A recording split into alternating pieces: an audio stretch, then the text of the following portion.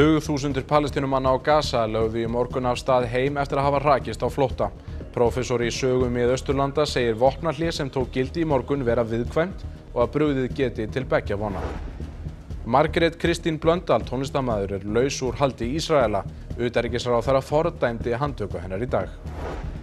Dómsmálaráðherra segir að tryggja verði að fangar afpláni við viðunandi aðstæður og bæta þurfi öryggisaðbúnað í fangelsum.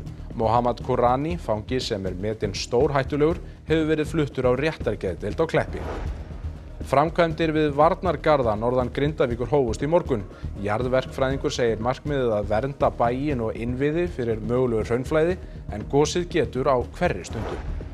Og sjaldséð 30 cm rækja veiddist nýlega í landhelgi Íslands. Rækjan verður í frysti þar til á sjómannadaginn þegar almenningur getur barið hana augum.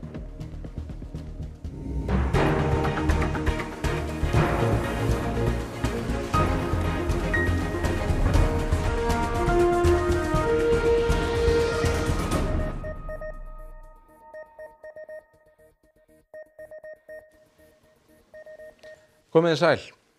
Vopnahlé á Gaza tók gildi í morgun og Ísraelsher hefur hörfað frá umsömdu svæði. Rúmlega helmingur Gaza er þó enn undir stjórn Ísraela. Samkvæmt samkomulagi Hamas og Ísraels á að hætta öllum átökum innan sólarhrings.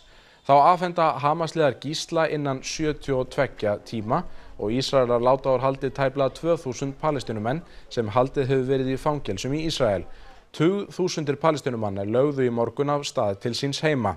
Ísraelsher hafði hrakið stóran hluta íbúa til suðurhlutans. Fólk vitjar heimila sinna sem mörg eru rústir einar.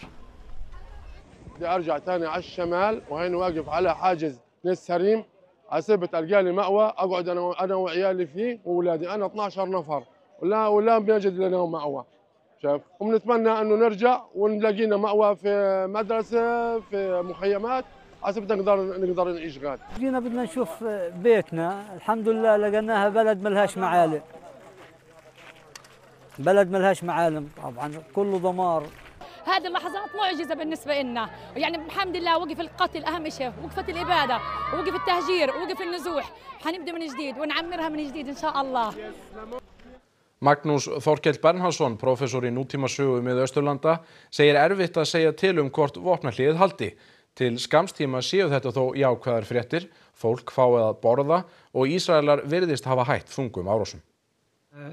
Þegar maður skoðar fortíðina og skoðar söguna síðastliðin 25 árin þá er það ekki endilega tilefni til bjartsýnis að svo verður og síðan líka með það að það er svo margt óljóst í þessu og svona málsaðilar hafa svo margar ástæður til þess að hefja leik á ný. Því sé óljóst hvort hægt verði að tryggja að vopnahléið haldi til langframa. En sem skammtímalausn er þetta mjög jákvætt og að sjálfsögðu getum við fagnað því að nú geta krakkar og gamla menn á Gaza sofið vel í nótt og kannski átt vona því að geta átt eitthvað aðgang á matvælum á morgun til dæmis. Þá sé fagnaðarefni að allt bendi til þess að Ísraelar hafi hætt stórfelldum árásum í bili. Það þýðir þó ekki endilega að svo verði ókomna tíð. Ísraelsher hörfar út fyrir þessa línu en verður áfram á helmingi þess lands sem tilheyrir Gaza. Magnús Þorkell segir veru Ísraelshers á Gaza skapa viðkvæma stöðu. Þú veist að því raun og veru þá bara vera hernema ákveðin hluta af Gaza og þá getur, þú veist það þarf svo lítið til að ykkur sér ykkur átyllu eða ykkur ástæðu til þess að rjúfa þennan frið og auðvitað væri ákjósanlegast að Ísrael væri ekki með neina hernaðarlega veru þarna á Gaza og Palestínumenn getur bara stjórnað sínum málum sjálfir. Þannig að þetta er eitt af því sem við höfum áhyggjur af. Gísli Rafn Ólafsson, framkvæmdastjóri Rauða krossins á Íslandi, velkomin. Hvaða verkefni eru það sem að bíða mannúðarsamtaka núna á Gaza? Þetta er í rauninni einn stærsta mannúðaraðgerð síðari tíma sem við þurfum að takast á við. Þarna eru 1,8 milljónir manna sem hafa ekki húsaskjól og hafa heldur ekki neitt mat, heilbrigðisþjónustu eða neitt slíkt. Það eru fjölmörg samtök sem að koma þarna að þessu starfi. Hvert er hlutverk Rauða krossins sérstaklega? Rauði krossinn ber svona yfir ábyrgð á öllum flutningi hjálpagagna inn á svæðið í gegnum egypska Rauða krossinn og eins ber Rauði krossinn samkvæmt því hvernig sett upp í samvinnu við Sameinuðu þjóðirnar ábyrgð á öllu þegar tengist húsaskjóli fyrir fólk. En nú ástandið þarna alveg hörmulegt og hefur verið lengi og það risastórt verkefni sem bíður. Hver getan? Hægt að koma þarna inn og hjálpa hverjum og einum alveg strax? Það bíða fullt af hjálpagögnum við landamærin og þau munu byrja að fara inn leið og öryggi tryggt.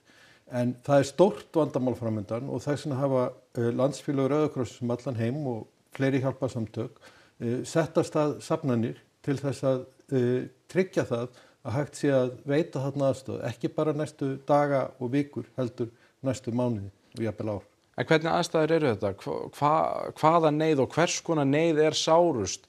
Hvað það fyrsta sem menn gera þegar þeir labba inn í svona aðstæður? Það fyrsta sem við reynum út við fólki matur. Þarna hefur verið hungursneyð, síðan þurfum við að tryggja húsaskjól, síðan þurfum við að horfa á heilbrigðisþjónustuna og svo að sjálfsögðu sálfræðilega aðstoð vegna þess að þarna hefur fólk verið að upplifa skelfingar undanfarin 2 ár. Gísli Rafn, þakka þér kærlega fyrir komuna hingað í Myndver.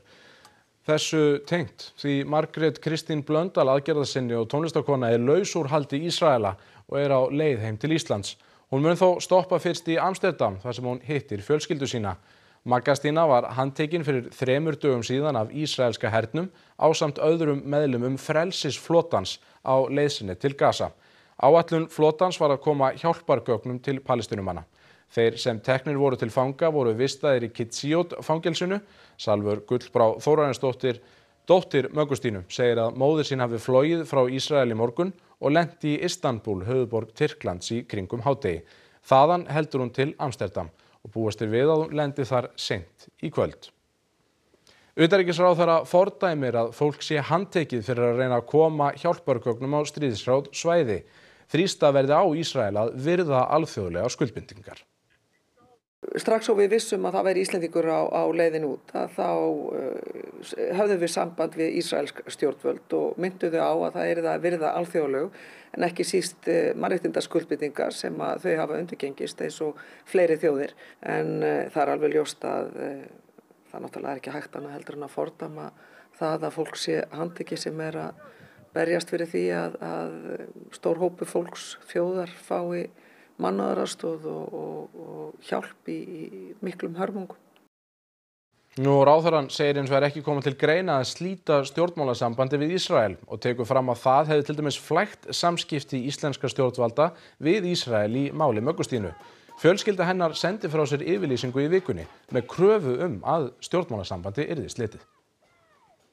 Ég ósammála þessari nálgun að slíta stjórnmálasambandi við Ísrael meðan til að mynda ekki búið að slíta stjórnmálasambandi við Rússland. Við erum líka að sjá það að fulltrúa Palestínu sjálfra, þeir eru ekki að setja fram þessa kröfu, bara síður en svo. Þannig að ég vil frekar hlusta á það fólk sem við erum að berjast fyrir, fulltrúa Palestínu og sem að segja það að við eigum að halda áfram að gera nákvæmlega sem við erum að gera, halda áfram stjórnmálasambandinu en gagnrýna Ísrael harkalega. Og þá snúum við okkur að öðru.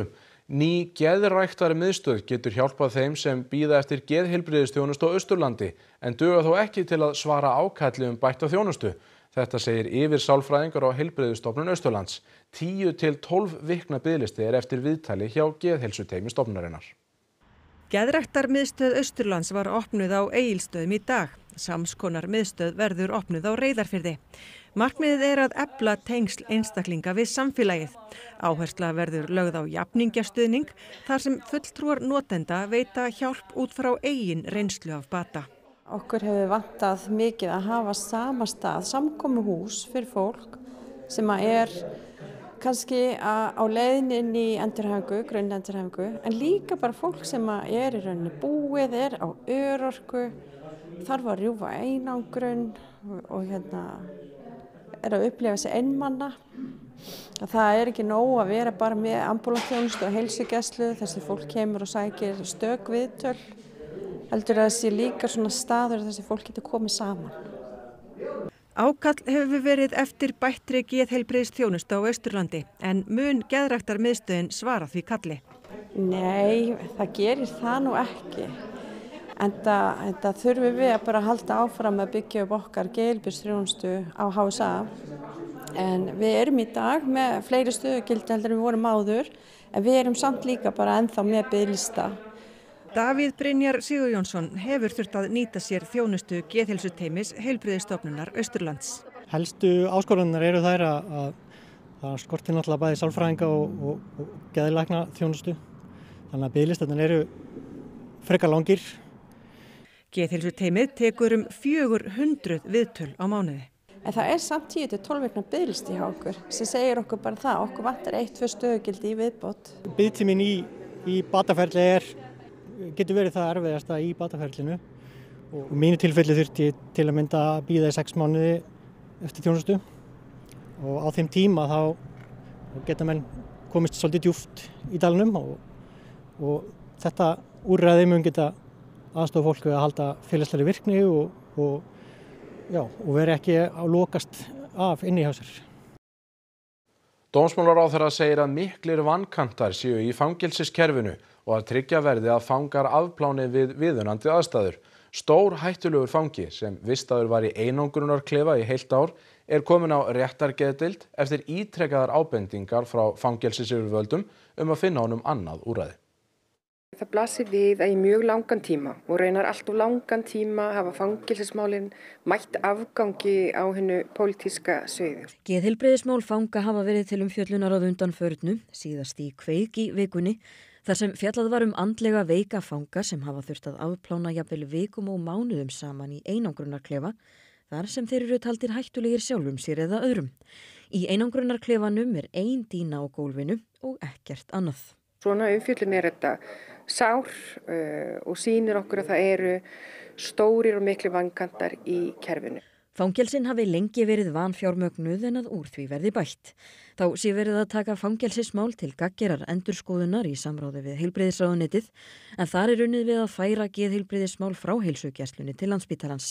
Ég er auðvitað ekki síst með augun á aðstæður inni í fangelsunum. Þegar við erum að horfa á fanga sem að hafa verið metnir sakhæfir, eru dæmdir til að afplána dóm, að þá gera þeir það auðvitað. Verkefnið er síðan að þessi afplánun fari fram við viðunandi aðstæður. Einn þeirra sem vistaður hefur verið í einangrunarklefa er Mohamed Kourani, stórhættulegur fangi sem dæmdur var í 8 ára fangelsi fyrir margvísleg ofbeldisbrot. Hann var metinn sakhæfur og gert að afplána í fangelsi. Hann var hins vegar nýverið færður á réttargeðdeildina á Kleppi, nokkuð sem fangelsisyfirvöld hafa ítrekað kallað eftir. Þorbjörg Sigríður segir að heilbrigðis- og fangelsiskerfin verði að vinna betur saman. Af því það er svo augljóst að þetta skarar. Leiðtogi stjórnarandstöðunar í Venesúela hlaut í dag friðarverðlaun Nóbels. Hún hefur haldið sig í felum síðustu mánuði því stjórnvöld hafa hótað að handtaka hana. Andrúmslofti var spennuþrungi þegar ákvörðun Nóbelsnefndarinnar var tilkynnt í Ósló í morgun. Nokkrum mínútum áður hringdi forstöðumaður Nóbelsstofnunarinnar í Mariu Corinu Machado og færði henni þau tíðindi að hún hlyti verðlaunin. And I'm calling to inform you that in a few minutes it shall be announced here at the Nobel Institute that you will be awarded the Nobel Peace Prize for 2025. Oh my God.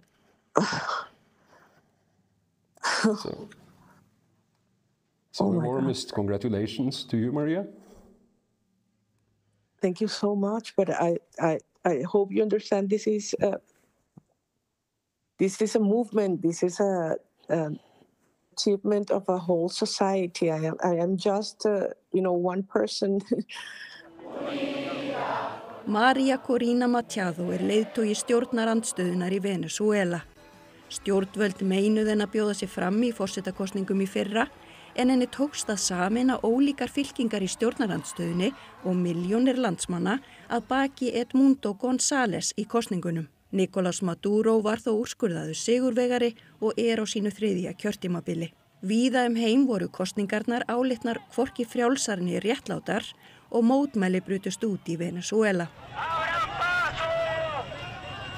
As the leader of the democratic forces in Venezuela, Maria Corina Machado is one of the most extraordinary examples of civilian courage in Latin America in recent times. Í umsögn Nóbels nefndarinnar eru stjórnvöld í Venesúela harðlega gagnrýnd. Það segir að landið hafi breyst úr tiltölulega lýðræðislegu og velmegandi ríki í átt til einræðis þar sem bæði sé efnahags- og mannúðarkreppa. Stjórnvöld hafa hótað Machado handtöku og því hefur hún haldið sig í felum síðustu mánuði. Hún ætlar ekki að yfirgefa landið eins og aðrir stjórnarandstæðingar hafa neyðst til að gera. Afturhingað heim. Vinna hafin að viðbótum við varnargarða norðan Grindavíkur. Jarðverkfræðingur segir að þrátt fyrir að verkefni sé smærra í sniðum en áður sé samt sem áður brýnt að klára það sem fyrst. Við erum að fara að hækka garðinn frá þeim stað sem við stöndum á núna og upp á hornið þar sem að þeir mætast hérna í Spissinum fyrir ofan bæinn. Varnargarðurinn sem austan við bæinn og varnargarðurinn norðan við bæinn. Þetta 450 metra kafli sem að hækka svona 2,5 svona mest 3 metra. Markmiðið að vernda bæinn fyrir mögulegu hraunflæði en áætlað að framkvæmdir taki 2 vikur. 5 verktakar koma að verkefninu og mun kostnaður hlaupa á 80 til 120 milljónum króna. Jón Haukur segir framkvæmdirnar minni í sniðum en áður. Þetta flutningur og efni upp á eitthvað 25.000 rúmmetra. Heildar umfangið á öllu verkefninu hérna eru 3 milljónir rúmmetra, þannig að þetta í sjálfu sér alls ekki, þetta bara frekar lítið þannig séð sko. Dómsmálaráðherra samþykkti tillögu viðbæturnar við varnargarðana á miðvikudag, en minnisblað þess efnis hafði legið á borði ráðherra frá því í vor. Landris- og kvikusöfnun undir Svartsengi hafa verið stöðug undanfarnar vikur og hefur kvikumagn náð neðri mörkum þess sem þarf til að kvikuhlaup og jafnvel eldgos hefjist. Jón Haukur segir að með tilliti til þess sé borðleggjandi að klára verkið sem fyrst. Ef við horfum bara á reynsluna þá erum við hérna núna með eitthvað 12 km varnargörðum, hringinn í kringu Svartsengi og Grindavík og þeir hafa sýnt gildi sitt ítrekkað og það var eftir þessi veikleiki þá hérna í kerfinu síðan í þá apríl að þó gósið þar þá hafi verið í sjálfu sem mjög lítið að þá tók það samt af þessari virkuhæð á görðunum og það hefði verið frekar óheppilegt að missa síðan þá eitthvað yfir þetta örstutta gat. Emmanuel Macron, Frakklandsforseti, kallaði leiðtoga flestra stjórnmálaflokka landsins til neyðarfundar í dag til að freista þess að leysa stjórnarkreppuna sem ríkt hefur. Hann ætlaði að tilkynna eftirmann Sebastians Lecornu í dag sem sagði af sér forsætisráðherraembættinu á mánudaginn. Svo gæti farið að Macron reyni að fá hann til þess að halda áfram. Í fréttaskýringaþættinum Heimskviðum á morgun verður rætt við sérfræðing í alþjóðamálum sem segir að Evrópa þurfi sterka leiðtoga, sérstaklega í varnarmálum þegar sótt sé að álfunni bæði úr austri og vestri. Politics is becoming more contested and societies are more polarized globally, particularly within democracies. And so it's becoming more difficult to govern, that's for sure. We see that, events in France in the last few days as well. I don't know how many prime ministers we've had in the last 3 years, but 4 or 5 now. So that's definitely a problem. Europeans sort of, I don't want to say took for granted, but in a way really benefited from the peace premium that was guaranteed by the American security umbrella. And now there's a shift in realizing that there needs to be more burden carried by Europeans themselves for their own security. So that will have a long-lasting impact. Heimskviður eftir hádegisfréttir á Rás 1 á morgun. En förum þau annað. Sjaldséð rækjutegund, svokölluð skarlatsrækja, veiddist nýlega í landhelgi Íslands í fyrsta sinn í 2 áratugi, eða það héldu sérfræðingar Hafrannsóknastofnunar að minnsta kosti. Rækjan tæplega 30 cm löng og nærri 130 grömm. Kallast skarlatsrækja á íslensku þessi. Þetta rækja sem finnst aðalega frá Suður-Afríku að Spáni. Þetta svona frekar í hlýjum sjó. Kemur einstöku sinnum hérna til Íslands. Já, einmitt. Þetta fyrsti skarlatsrækjufundurinn sem Hafrannsóknastofnun hefur skráð í nærri 2 áratugi. Þetta djúpsjávarrækja, finnst á svona 400 til 900 metra dýpi. Áður voru skráð 10 tilvik á árunum 1996 til 2005, helst suður á landinu og fyrir vestan. Eftir að Hafrannsóknastofnun birti frétt rækjuna komu ábendingar hún hefði veiðst hér fyrir rúmlega 10 árum og aftur í vor. Þessi einstaklingur kom frá áhöfninni á Hrafni Sveinbjarnarsyni.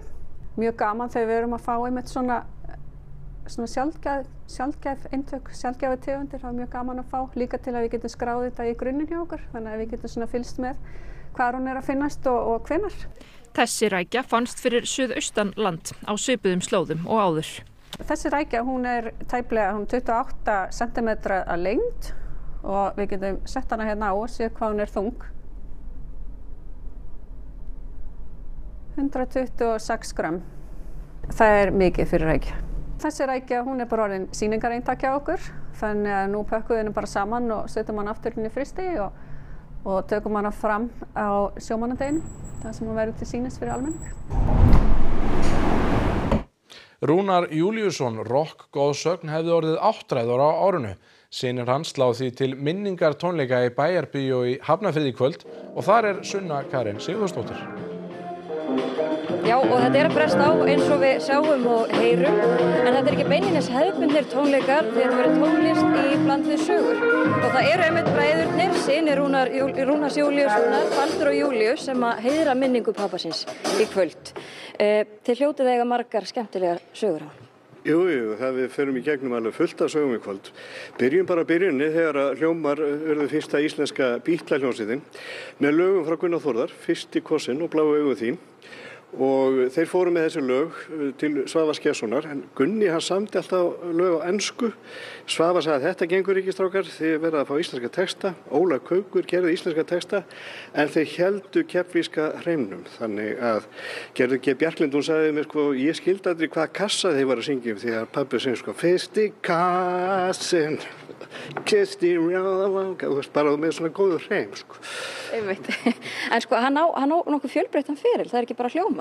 Nei, hann á mjög fjölbreyttan og skemmtilega feril og það er mjög skemmtilegt að spila þessu lög nefnilega. Það er Bítli frá hljómum, það er rockið frá Trúbrot, það er Stuði frá Nonni Blue Boys og Geimsteini og svo er aftur rockið með GCD og Bubba og svo er það countryið frá Bagalút og sjóaralögin með Áðurinn og Hallarstjörnunni og svo eitthvað sem hann gerir líka sjálfur ná til. En hann auðvitað lést ungur, 63 ára, bara miðað við allt sem hann hefur gert. Gætu þið ímyndað ykkur hvað hann væri búinn að gera ef hann stæði hérna með okkur í dag? Nei, við þurfum ekkert að pæla í því. Hann skildi dálítið mikið eftir sig og við erum að vinna úr alveg stórum katalóg og síðan skildi hann eftir sig bara, hann tengdi svo mikið við fólk. Hann fannst svo mikilvægt að fólk hefði gaman og hann gæfi sig að fólki og þegar við erum búin að vera að spila, þetta er svona 8. skipti sem við erum að spila þessa tónleika, að fólk kemur alltaf til okkar eftir og man eftir ykkur. Við erum endalaust að fá feedback frá fólki, nýja sögur, nýja minningar, nýja gleður. Já, vel mottóið að hafa gaman. Mottóið bara að hafa gaman. Hann sagði líka það að það sem hann var að innstilla sína til sína drengja var að elska lífið og náungan. Það er dásamlegt. En tónleikarnir fara að hefjast. Við fáum kannski fólki heima í stofu, fær kannski aðeins að heyra hvað þið ætlið að gera hérna í kvöld. Yes. Kýma.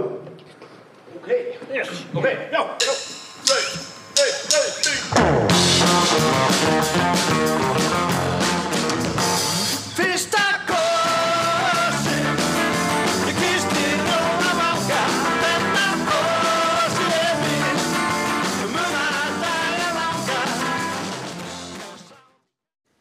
Geggjustemning í Bæjarbíói. Gestir og gangandi á Austurvelli í Reykjavík gátu fengið og gefið knús síðdegis í dag. Þannig var sleginn botninn í viku einmannaleikans, vitundarvakningu gegn einsemd og einmannaleika með því að sýna samstöðu og kærleika í verki.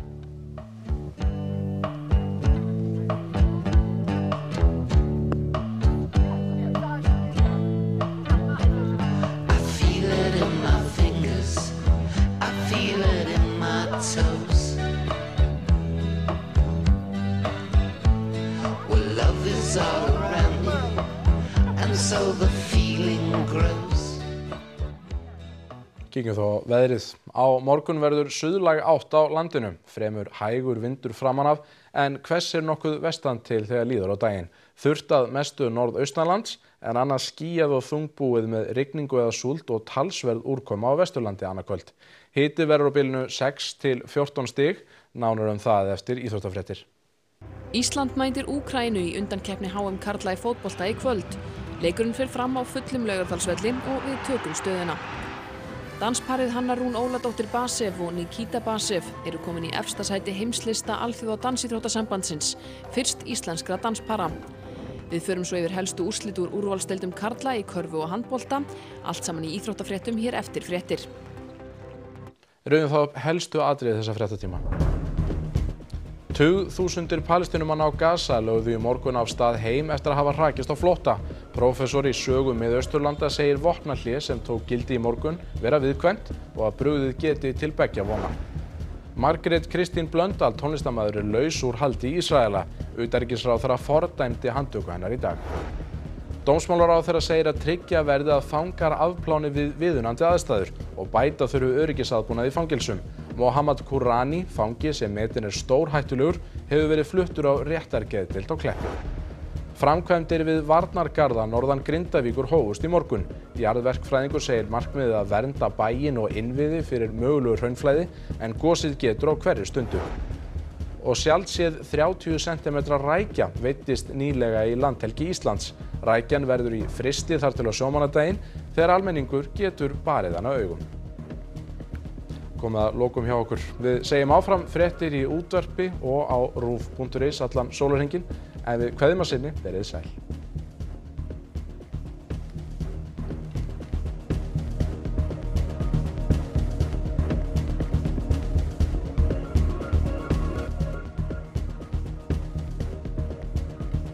Á RÚV í kvöld.